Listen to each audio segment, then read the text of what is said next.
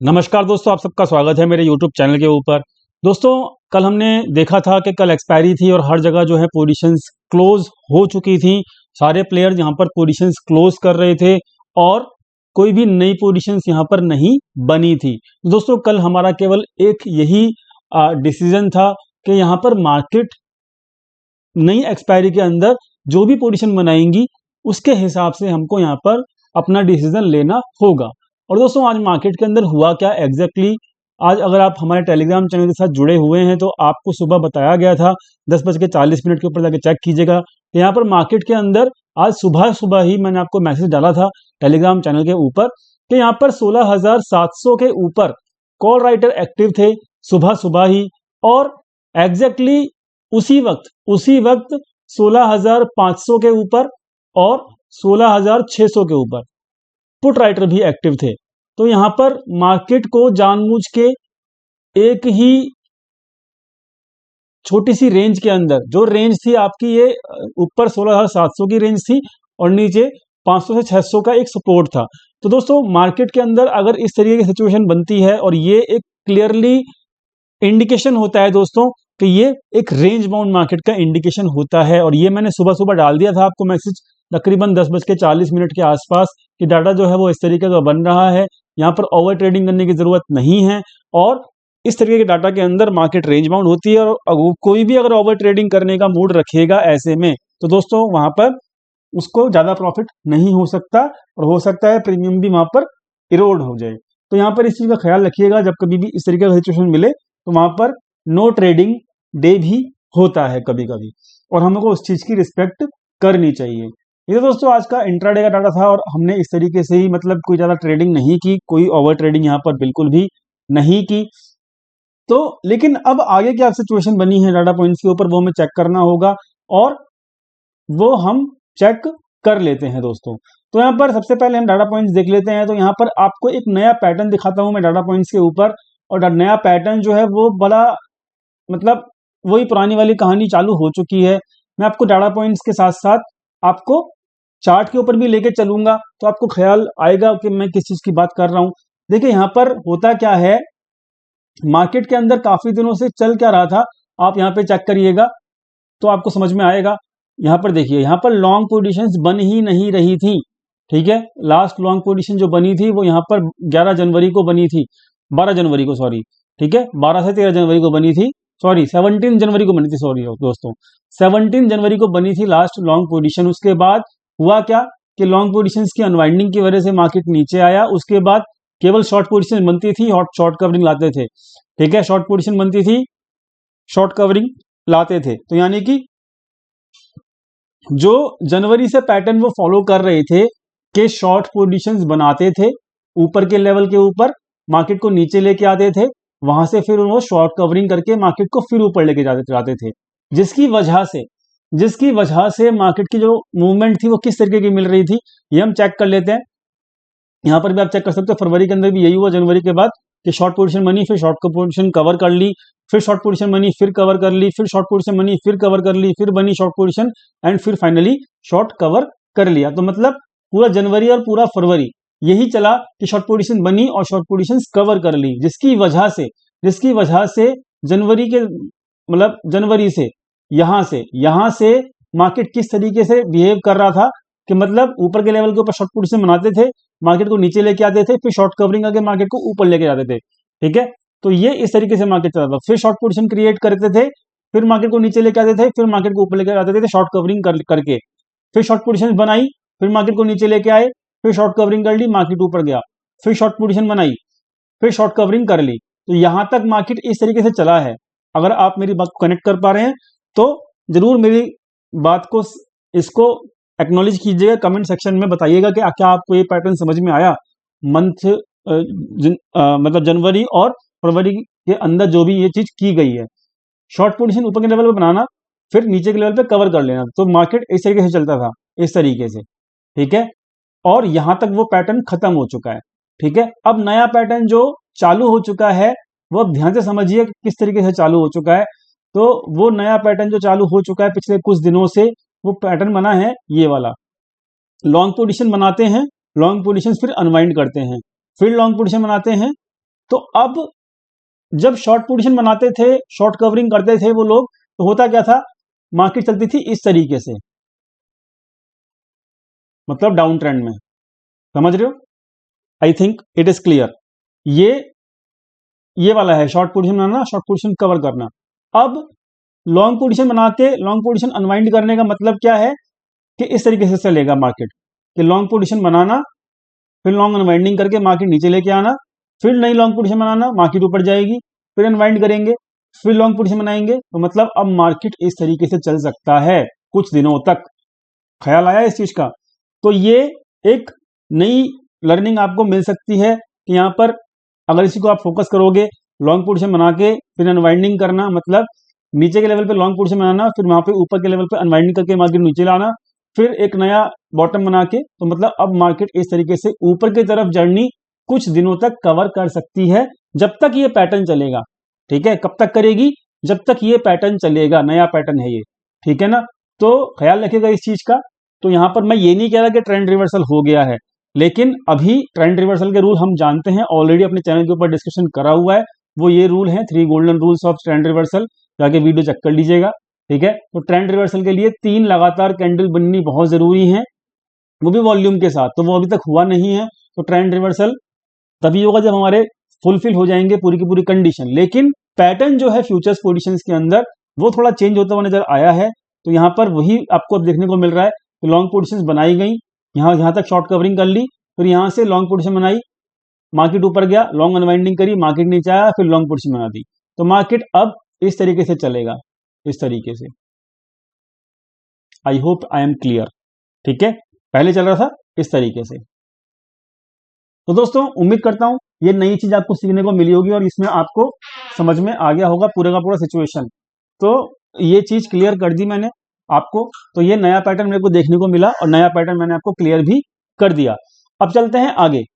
अब ये तो हो गया कि अभी जो लेटेस्ट पोजीशन बनी हुई है उनका वॉल्यूम चेक कर लेते हैं पहले।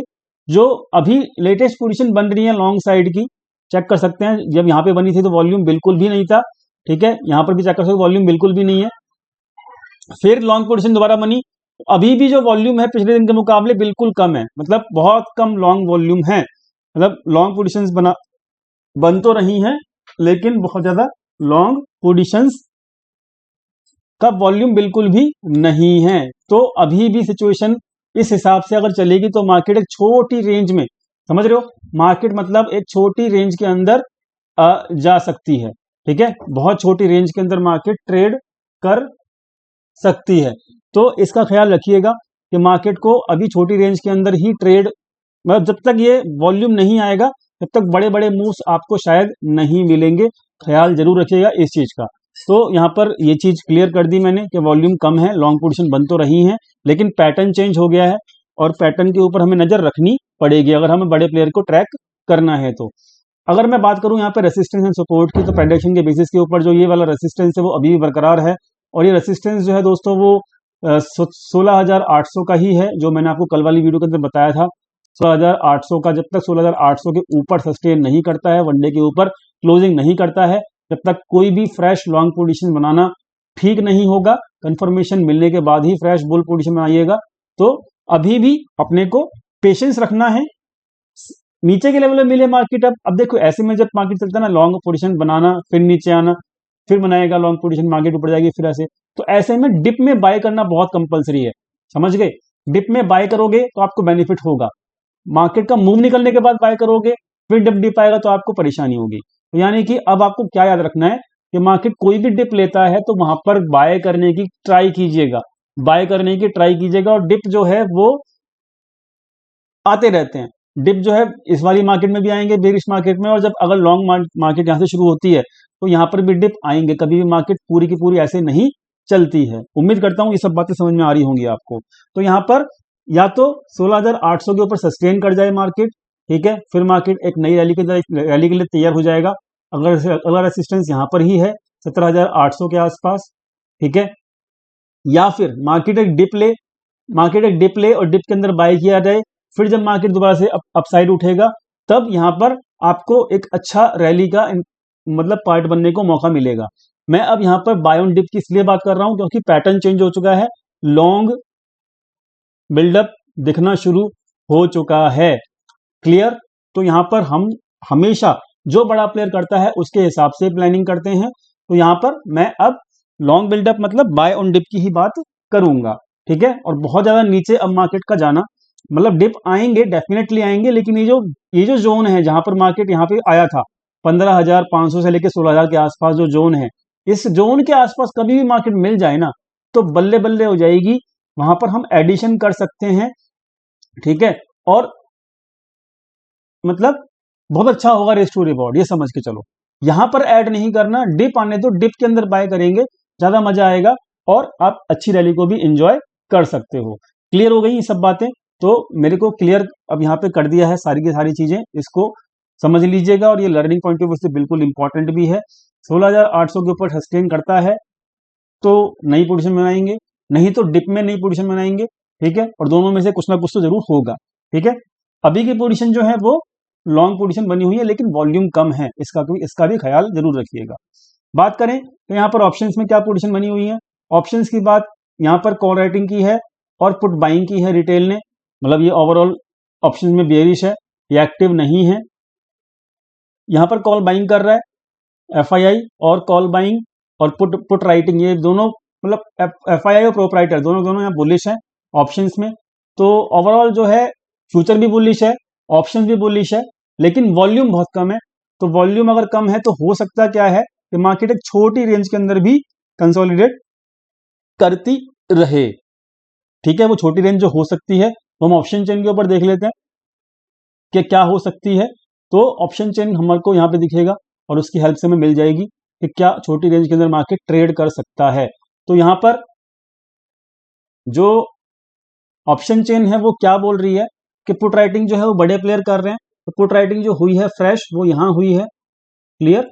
16,500 यानी कि 16,500 एक अच्छा लेवल होगा सपोर्ट का। क्लियर। 16,500 यहां पर ये कॉल बाइंग है।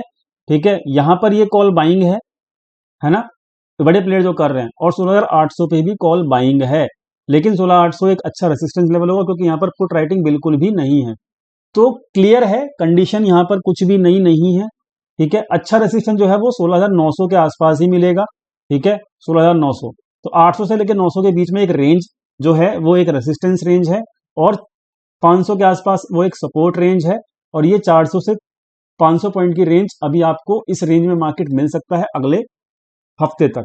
ठीक है। तो ये करंट वीक की ऑप्शन चेन मैं आपको दिखा रहा हूं, तो 500 से लेके और 900 तक की जो रेंज है ये अभी ओपन है इस हफ्ते में। तो यहाँ पर पुट सेलिंग चल रही है, लॉन्ग पोजीशन बन रही है फ्यूचर में। तो यहाँ पर बाय ऑन डिप के ऊपर फोकस कीजिएगा। कोई भी डिप आता है तो बाय ऑन डिप ही करेंगे अपन लोग उसी तरीके से स्ट्रेटेजी बनाएंगे जो चीज डाटा पॉइंट बता रहे हैं, हम उसके अगेंस्ट में नहीं जाएंगे। क्लियर हो गई बातें। चलिए, उम्मीद करता हूं क्लियर हो गई होगी, ऑप्शन चेन भी क्लियर हो गई होगी कि 16,500 पे एक सपोर्ट है। तो 16,500 तक भी अगर डिप आता है तो हम लोग वहां पर सोचेंगे कि बाय करने की। ठीक है। स्टॉप लॉस के साथ ही करेंगे, लेकिन जो भी करेंगे काम ऐसे ही नहीं करेंगे कि भाई यहां पर जो है बिना स्टॉप लॉस के अपन लोग काम करें।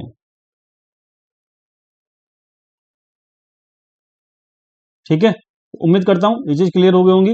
डाटा पॉइंट्स जो बता रहे हैं, कैसे बता रहे हैं, क्या क्या बता रहे हैं, वो मैंने यहाँ पे क्लियर कर दिया है। एक रेंज में रह सकता है मार्केट अभी, तो देखते हैं क्या होता है आगे, बट अभी तो यही है कि 16,500 का रेंज, 16,500 से 16,900 का रेंज, 400 पॉइंट का रेंज मुझे यहाँ पे मार्केट के अंदर दिखाई दे रहा है। ठीक है। चलिए, उम्मीद करता हूँ सारी चीज क्लियर हो गई होंगी। बात करते हैं फटाफट से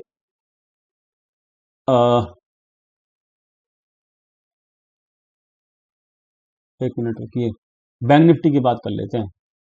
ठीक है ना। हाँ, चलो। तो बैंक निफ्टी के अंदर मैंने ये लेवल्स आपको दे रखे थे, याद होगा आपको। ये लेवल्स जो हैं मैंने खींच रखे थे कल से, और ऐसे खींचे के खींचे ही हैं ये लेवल। मैं खुद तो बैंक निफ्टी में कभी काम नहीं करता, बट ये जो मैंने लेवल्स ड्रॉ करके रखे हुए थे ये ऐसे के ऐसे ही हैं। ठीक है। तो अब ये टारगेट तो जो मैं आपको दिया था 35,300 का, ये कल ही अचीव हो गया था, इसके बारे में मुझे कुछ नहीं करना, बात समझ में आ गई। ये तो अचीव हो चुका है। अब मार्केट अब क्या करेगा, मार्केट इस ये जो कैंडल का जो क्लोजिंग है ना, क्लोजिंग क्या है इस कैंडल की, समझ के चलो। ये वाली, ये है 33,800 की, कितनी है, 33,800 की। ये एक सपोर्ट रेंज हो जाएगी अब, ठीक है। और रेसिस्टेंस तो यहीं पे मिलेगा 35,300 के आसपास। तो कुछ दिन तक यहां आपको क्या है कि इस रेंज में, ये रेंज और ये रेंज, ये कंसोलिडेशन भी जरूरी है मार्केट का, तभी अगले मूव के लिए प्रिपेयर हो पाएगी, चाहे मूव नीचे का चाहे ऊपर का। तो अभी मुझे लगता है कंसोलिडेशन हो सकता है मंडे को भी इसी रेंज के अंदर अंदर, और यही चीज जो है मार्केट जो है मतलब ऑप्शन चेन जो है, ऑप्शन बैंक निफ्टी की, वो बोल रही है। दिखा देता हूं मैं आपको, ठीक है। बैंक निफ्टी की ऑप्शन चेन भी यही चीज बोल रही है। ये लीजिए, तो हमने जो अभी देखा नीचे जो सपोर्ट है वो 33,800 के आसपास है, आप चेक कर लीजिए। 33,800 के आसपास बड़ा अच्छा यहाँ पर 34,000 और 33,800, ठीक है। यहां पर भी फ्रेश पुट राइटिंग है और ये भी फ्रेश पुट राइटिंग है। तो ओवरऑल ये एरिया जो है वो एक अच्छा सपोर्ट का एरिया है, यहां पर फ्रेश कॉल राइटिंग नहीं हो रही है, ठीक है। ओके, अब जो रेसिस्टेंस है, रेसिस्टेंस जो है वो क्या दिख रहा है, रेसिस्टेंस जो है वो यहां पर ये दिख रहा है कि 35,500 के आसपास ये मेन रेसिस्टेंस है, और ये मेन रेसिस्टेंस है 35,000 के आसपास भी। तो 35,000 से लेकर 35,500 जो है वो एक रेसिस्टेंस का काम है, ठीक है ना। तो मतलब ओवरऑल ऑप्शन चेन भी वही चीज बता रही है जो यहाँ पे टेक्निकल बता रहे हैं कि यहाँ पर 35,500 के आसपास रेसिस्टेंस है और ये 34,500 के आसपास सपोर्ट है। इस 1000 पॉइंट, मतलब 1000 पॉइंट की रेंज में मार्केट अभी ट्रेड कर सकता है, कंसोलिडेशन कर सकता है, ख्याल रखिएगा इस चीज का, ठीक है। डाटा पॉइंट्स अभी पैटर्न चेंज हो चुका है, बाय ऑन डिप की बात हम जरूर कर रहे हैं अभी, लेकिन विद स्टॉप लॉस ओनली। हम यहां पर अभी एक्साइटमेंट ज्यादा नहीं दिखा सकते। वैसे ही मैंने एक ट्वीट डाला था, आपको याद होगा कि फर्स्ट वीक ऑफ अप्रैल के आसपास जो है मार्केट एक टेम्परेरी बॉटम तो बन चुका है वैसे भी, लेकिन फर्दर एक डिप आने के बाद एक जो डबल बॉटम की तैयारी कर रहा है मेरे हिसाब से मार्केट। ये मेरा पर्सनल एक्सपीरियंस है, एक्सपीरियंस के बेसिस के ऊपर बता रहा हूं मैं। टाटा पॉइंट जिस तरीके से बन रहे हैं, तो होगा क्या कि मार्केट अभी एक टेम्परेरी बॉटम, सिंगल बॉटम के ऊपर कभी उठता नहीं है मार्केट, तो मार्केट इस तरीके से जा सकता है, एक नीचे डिप मारेगा, यहां पर लोगों को पैनिक में क्रिएट करके शॉर्ट क्लिक करवाएगा, फिर मार्केट ऊपर उठेगा, ठीक है। तो ये अब डबल बॉटम की तैयारी हो रही है मेरे हिसाब से, क्लियर। बाकी तो मार्केट बताएगा, लेकिन ये मैंने एक डबल बॉटम लॉन्ग टर्म में बताया है कि मार्केट इस तरीके से भी बिहेव कर सकता है। बट अभी अभी जो है वो एक कंसोलिडेशन दिख रहा है निफ्टी और बैंक निफ्टी दोनों के अंदर, और वो कंसोलिडेशन की रेंज मैंने आपको बता दी है। क्लियर हो गई बातें और डाटा पॉइंट समझ में आ गए, उम्मीद करता हूं पसंद आया होगा वीडियो। पसंद आया वीडियो प्लीज लाइक कीजिएगा, दोस्तों के साथ शेयर कीजिएगा, चैनल को सब्सक्राइब करना मत भूलिएगा, और मिलते हैं अगली वीडियो के अंदर। Thank you so much.